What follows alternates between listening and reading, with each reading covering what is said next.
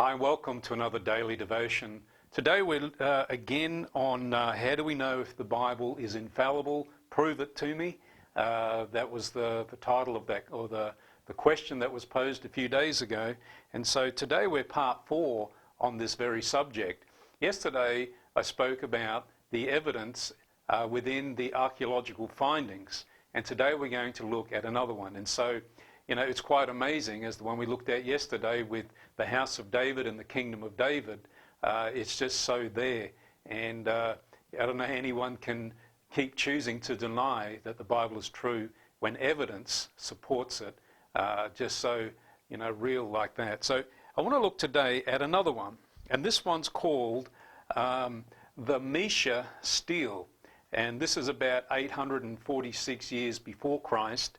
And just let me read it again. And again, I quote that this is from the information supplied by Answers in Genesis. And, you know, I really recommend that as Christians or any person to get on the AIG website and Creations Ministry International as well, because the resources there are excellent. And I really encourage each and every person to get on their websites and look into the resources available. You won't be disappointed.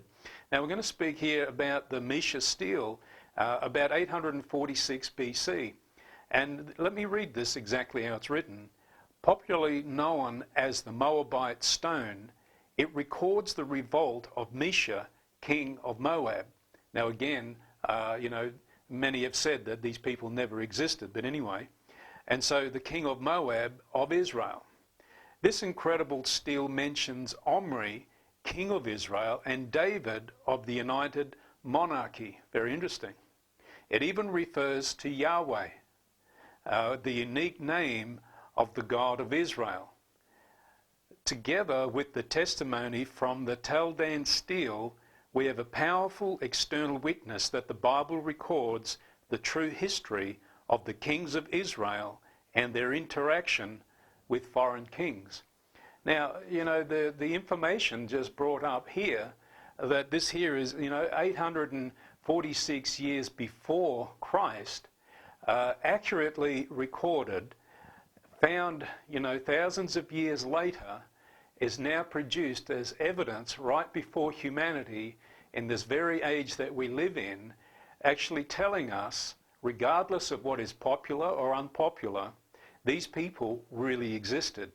These people on these steles were real people, and they had real kingdoms, and they lived as real people. They were not a myth. It was not mythology of any kind. These are real people whom God had created. As well, it mentions Yahweh, the God of Israel. And so it's getting harder and harder to deny that the information written in the Bible is inaccurate. It's accurate. It's truth. It's infallible.